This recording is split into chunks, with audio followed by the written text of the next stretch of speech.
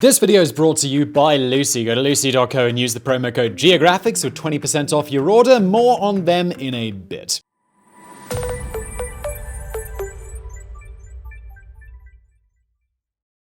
Civil wars are complicated things. The American Civil War certainly no different, despite its common perception as a black and white struggle of North against South, a clash of ideals and morals that was settled on the battlefield. The truth is, the men who fought on both sides of that war had more complicated motivations and thoughts about the conflict. There were plenty of people in the North who supported the Confederacy or wanted to remain neutral. The border states in the middle had extremely divided loyalties, and there were also citizens of the Confederacy who were opposed to secession and the war. Some were so against it that they took up arms against the Confederates by joining the Union Army. And then there were a group of men in the very heart of the Confederacy who fought against the secessionist government by waging a violent guerrilla war, utilizing hit-and-run tactics and hiding out in the Mississippi swamps to avoid capture by Confederate authorities. Their company was a mixture of Confederate deserters and runaway slaves, a strange alliance dedicated to restoring Union governments in the South. They effectively seized control of an entire county, driving out local officials and establishing what they called the Free State of Jones. The legends surrounding the story have grown so large over the years that it's hard to parse facts from fiction, and opinions on the group range from heroes to traitors, patriots to murderers. What is undisputed is that something happened in southeast Mississippi that had a profound effect on the region for decades to come and will certainly never be forgotten.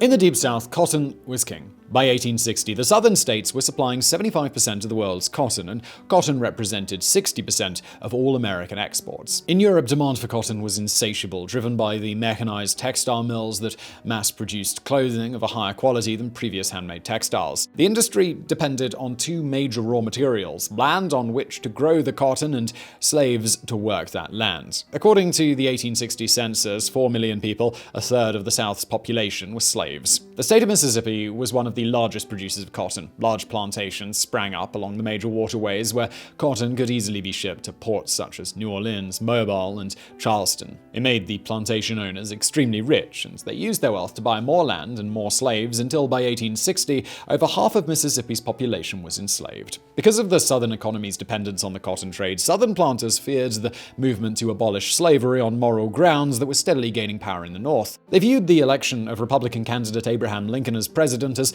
the first step towards the eventual abolition of slavery and the loss of their profits. The southern states started whipping up their citizens into a fervor to leave the Union and to form their own nation, which they called the Confederate States of America. Southern leaders believed that European nations like Great Britain were dependent on their cotton shipments for their own economies and would intervene on the Confederacy's behalf, protecting them from the North. However, cotton wasn't king everywhere in the South, not even in Mississippi. In the southeastern portion of the state lay Jones County. It was a rural and isolated place made up of pine forests and murky swampland, a place ill-suited to the growing of cotton. There were few slaves in Jones County, and only 12% of the population, of just over 3,000, was of African descent. Instead, the land was owned by a patchwork collection of small-holding farm families who grew foodstuffs like corn and raised livestock for both sustenance and profit. The residents of Jones County had little interest in secession or the war that it would bring. The question of slavery, it didn't affect their livelihoods after all. In fact, most people who lived in Jones County scorned the wealthy planter class and their extravagant displays of wealth. When Mississippi called for a convention to decide whether the state should secede from the Union in January 1861, Jones County residents voted overwhelmingly in favor of the anti-secession candidate John H. Powell Jr. However, once he got to the state capital in Jackson, Powell went against his constituents' wishes and voted in favor of leaving the Union. Powell was burned in effigy in front of the Jones County courthouse in Ellisville, but received a job in the Confederate government.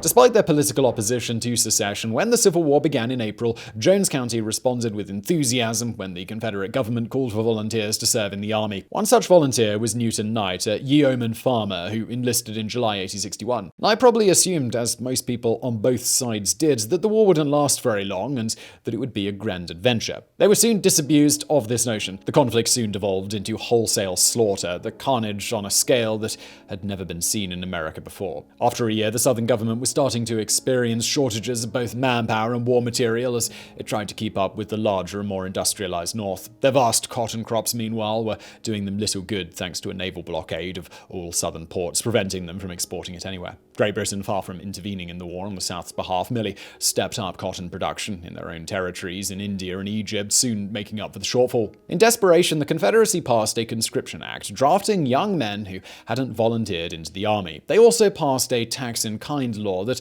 allowed tax collectors to seize agricultural products in lieu of currency to help support the war effort. Tax collectors fanned out across the South, and in Jones County they seized grain and corn harvests, made off with livestock and horses, and left the citizens that lived there, now mostly consisting of women and children, with little food to eat. Small farms like those that made up Jones County were all but wiped out by the Twin Acts. Meanwhile, the Confederate Army of Mississippi had been defeated at the Battle of Shiloh and driven out of Tennessee to the city of Corinth, Mississippi. Union forces followed and put the town under siege, capturing it after a month. Newton Knight and the men of Jones County and that army were now faced with food and supply shortages and were demoralized by the string of defeats. Things only got worse when letters from home arrived describing the hardships their families were facing because of Confederate authorities. But the straw that broke the camel's back was another law passed by the Confederate government in the fall of 1862, the so-called 20 Negro Law. The law stated that if a man owned 20 or more slaves, he was exempted from military service and couldn't be drafted. For every 20 slaves a family owned, they could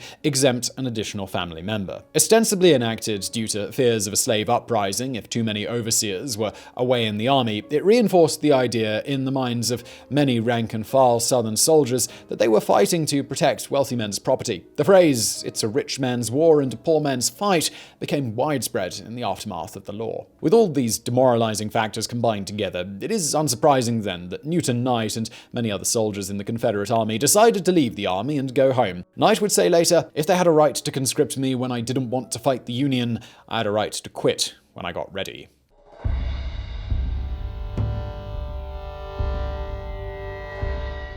For as long as there have been armies, there have been deserters. Desertion is considered one of the worst crimes in military law because of the effect it can have on an army's morale. Armies can literally disintegrate if desertion rates are high enough. As a result, the punishments meted out to deserters have historically been severe, usually involving painful methods of execution. Although both the North and South had a problem with deserters throughout the Civil War, it proved to be more concerning to the Confederacy for several reasons. The South was already suffering from a manpower shortage, which is why they instituted the draft before the North did. The North was more readily able to replace soldiers who deserted, including from 1863, with regiments of black soldiers, who eventually would make up 10% of the Union Army by the war's end. Northern armies were also better able to supply themselves thanks to the North's vast resources, including the importation of goods from overseas denied to Confederacy by the Union blockade. Most of the battles and the destruction that came with them were being fought in southern states, which meant that not only were southern families being devastated economically by the war, but also that the men in the Confederate Army were usually close enough to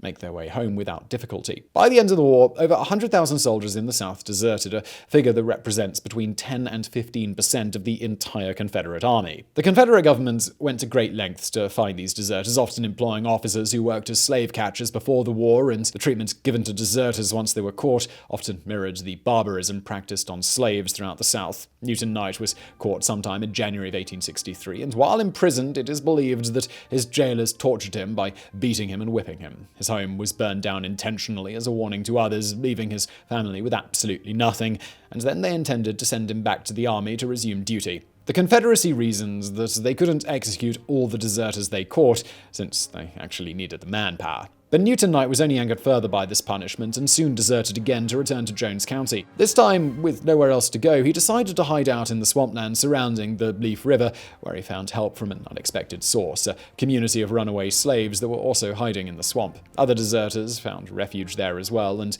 the two groups soon melded together. There were groups of deserters hiding out all over the South, and there were also groups of runaway slaves doing the same thing. But this is one of the few documented cases where the two groups, white and black, worked together as equals, ignoring the societal norms of white supremacy that characterized most relationships between whites, even non-slaveholders, and blacks, both enslaved and free. And just before we get into the rest of today's video, I do want to take a quick moment to tell you about today's fantastic sponsor, Lucy. Lucy is a new nicotine gum that's on a mission to give smokers a cleaner nicotine alternative. And maybe you're thinking, nicotine gum? What is this, Simon? 1990? What's next? You're going to ask me if I prefer the smoking section in the restaurants? But it's not like that. In fact, Lucy was specifically started by two Caltech scientists because they felt that traditional products weren't speaking to their generation and aren't as satisfying as they could be. After 2 years of reformulation, they created a longer-lasting and better experience gum that comes in 3 flavors: wintergreen, pomegranate, and cinnamon. Look, we all know that smoking is bad for you.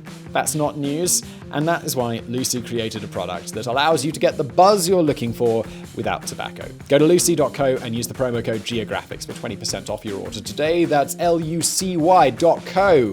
Or just click the link in the description below and use the code Geographics to get 20% off. Just a warning that this product contains nicotine. Nicotine is an addictive chemical.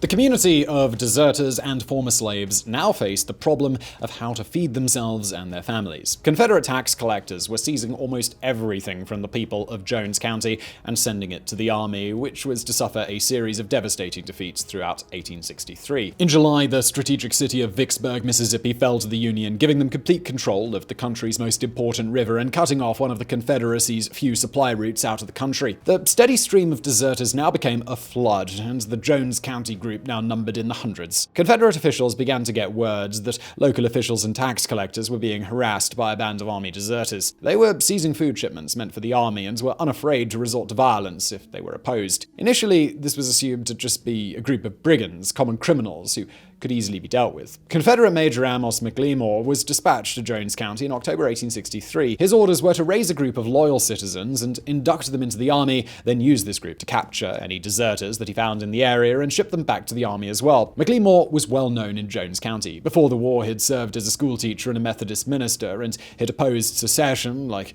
most of the rest of Jones County. However, once the war began, he'd volunteered for service in the army and had been loyal ever since. McLemore was perfect for the job because he knew the swamps as well as anyone hiding in the county, intending to lead a raid to capture the deserters that he knew were hiding out there. But McLemore and the Confederates had underestimated the Jones County group. This was no band of brigands. This was an increasingly organized group of people who were local to the community. It was a tight-knit group. Many of them were related to each other. The families still living at home formed an effective intelligence network that passed information along to the men living in the swamps. Former slaves in particular made excellent spies because most whites tended to treat them as invisible and they would talk freely in front of them. Word of McLemore's arrival and what his mission was thus got back to the deserters fairly quickly, and they decided to take action. On the night of October the 5th, 1863, Major McLemore was getting ready for bed. He was staying at the home of his friend, State Representative Amos Deason, just outside of Ellisville. A group of 4 men, led by Newton Knight, crept up on the house, unseen and unheard, in the pouring rain. Suddenly, Newton Knight burst into McLemore's room with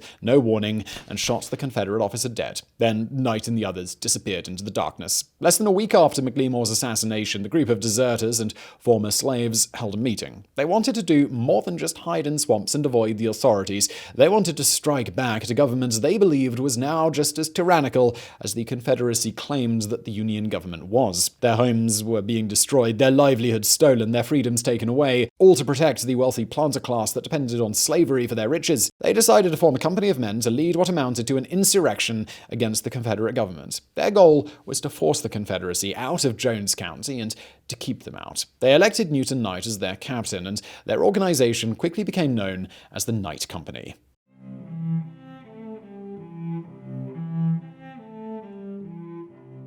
Newton Knight was not an educated man, yet he and his lieutenants proved to be adept strategists in their guerrilla war against the Confederates. They used their extensive knowledge of the local terrain and their network of informants to identify where shipments of food seized from Jones County farms would be, and then they ambushed them, seizing the food, and if the soldiers guarding it resisted, killing them. They also waged a bloody campaign against county officials, tax collectors, conscript officers, and anyone sent to try and apprehend the deserters. It was a conflict that was deeply personal, since everyone in Jones County knew everyone else. By the spring of 1864, the Knight Company had succeeded in crippling the Confederate infrastructure in Jones County. Most of the officials loyal to the government, including magistrates, the county sheriff, the local provost marshal, and county clerks, had either been assassinated by the Knight Company or were driven out of the county. The Knight Company was now effectively in control of Jones County, and they demonstrated this by raising the flag of the United States above the county courthouse in Ellisville. They also sent a letter to Union General William T. Sherman declaring that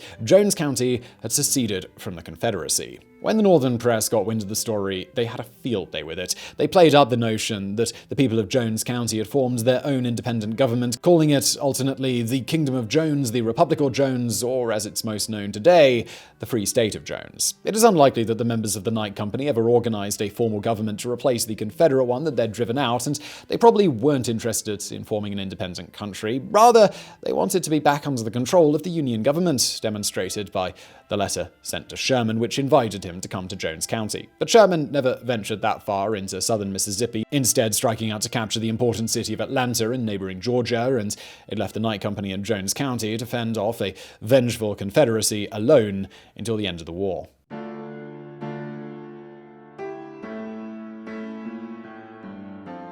The Confederacy was humiliated by the insurrection in Jones County. They were already facing trouble from state governments like that of Georgia, who took the idea of states' rights to an extreme and refused to take orders from Richmond. If they allowed individual counties to decide whether to support the Confederacy, their entire system would fall apart. The Army sent Colonel Robert Lowry to Jones County to put down the Knight Company and restore order. He brought with him 2 regiments of infantry, 200 cavalry, and a pack of bloodhounds. The soldiers went into the swamps and brutalized any deserters they found. Several men were mauled to death by dogs, and 10 men, including 2 of Newton Knight's cousins, were hanged from the tree branches, their bodies left there as a grisly warning to others. But Newton Knight and his lieutenants escaped capture, and as soon as Lowry's contingent left Jones County, they re-emerged and continued to harass Confederate food shipments and government officials. The Confederacy no longer had the men to spare trying to hunt him down, and the war turned decisively against them, now overwhelmed by a massive Union army with seemingly infinite resources and commanded by experienced generals. Throughout the second half of 1864, the Confederacy slowly but steadily collapsed. The North was systematically destroying anything the South could use to make war, and the Confederate armies were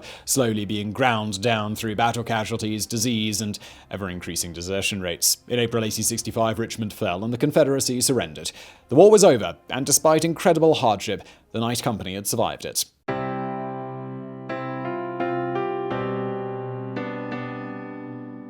Newton Knight, as one of the few native Southerners with demonstrated Unionist loyalties, was given work in the Reconstruction administration of Mississippi's military governor, Adelbert Ames, but in 1875 Reconstruction ended and Ames was forced out of office. Knight chose to retire from politics since Mississippi was now run by former Confederate officials like Robert Lowry, the man that tried to kill him during the war, who was elected governor in 1882. But Knight was not done making waves with Jones County. In 1870, Knight separated from his wife, Serena, had fallen in love with Rachel, a former slave who had worked with the Knight Company during the war as an information gatherer. Miscegenation, or the so-called mixing of the races, was an idea that horrified white America, and interracial marriage was illegal throughout the South. Sexual relations between members of different races, when they happened, were usually kept secret to avoid scandal. Newton Knight, by contrast, lived openly with Rachel, referring to her as his wife, and the two had several children together before Rachel died in 1889. 2 of Knight's children from his first marriage married 2 of Rachel's children from a previous relationship, and their descendants formed a unique interracial community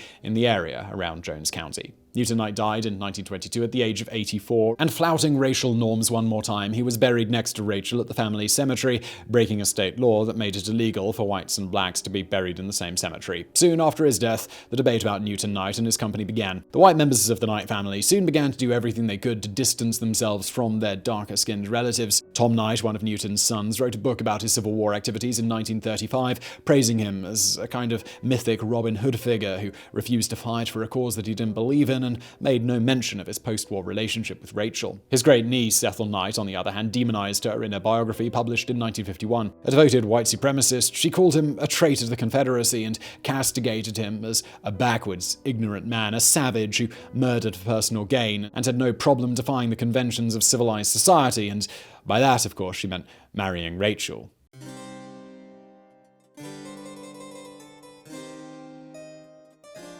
Meanwhile, Knight's relatives from his second marriage were running into a set of challenges entirely unique to them in the segregated South. Because almost all interracial relationships were kept secret, most mixed-race people were treated based on what they looked like. Many mixed-race children who could pass for white blended seamlessly into white society without issue. But because the descendants of Newton Knight were publicly identified as having both white and black ancestors, they at times ran afoul of the South's draconian racial laws. In 1948, Davis Knight, Newton's great-grandson, was arrested and charged with violating Mississippi's law banning interracial marriage. Davis, who looked white and who had served in the Navy during World War II as a white man, had married a white woman, Junie Lee Spradley, in 1946, but Mississippi law said that if you were 1/8 or more African American, in the eyes of the law, you were considered black, and Davis's great-grandmother was Rachel Knight, a black woman. He was convicted and sentenced to 5 years in prison, but he appealed to the Mississippi Supreme Court. The case was receiving an inordinate amount of media attention, highlighting how absurd the whole thing was,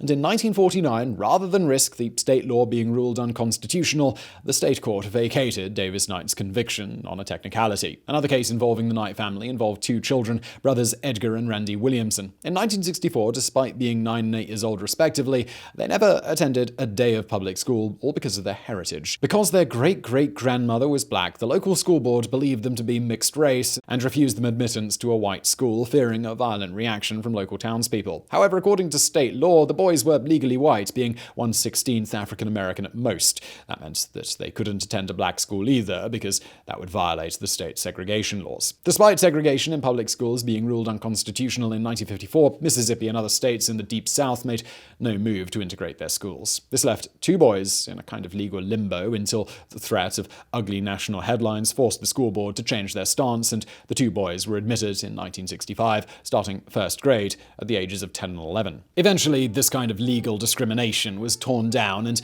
a re-evaluation of the Knight Company and the Jones County Rebellion has been made in recent years. No longer considered traitors or murderers, the men of the Knight Company are today remembered as principled men who refused to fight for a cause that they did not believe in and that did nothing but harm them and their families. Unfortunately, the true story of what happened in Jones County during the war has likely been lost forever due to sparse record-keeping in the area, and of what records were made, much has been lost due to various fires and other calamities in the 150 years since the end of the war. What remains has largely been passed down through oral tradition, and it is unclear how much of it has crossed into the realm of folklore. However, the story of the Free State of Jones still captivates us. The idea of a group of men who would risk everything to defend their homes and families, even if it meant fighting against their own neighbors, is a powerful one. To do this, the group worked together with people who were supposedly lower in the social hierarchy than them and grew to trust and befriend them. In a few notable cases, to love them. These supposedly unenlightened and uneducated people figured all of this out while living in a rustic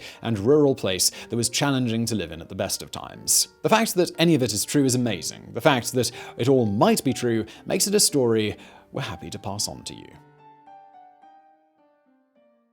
And so I really hope you found that video interesting. If you did, please do hit that thumbs up button below. Don't forget to subscribe. Also, please do check out our fantastic sponsor, Lucy, who I'm linking to below.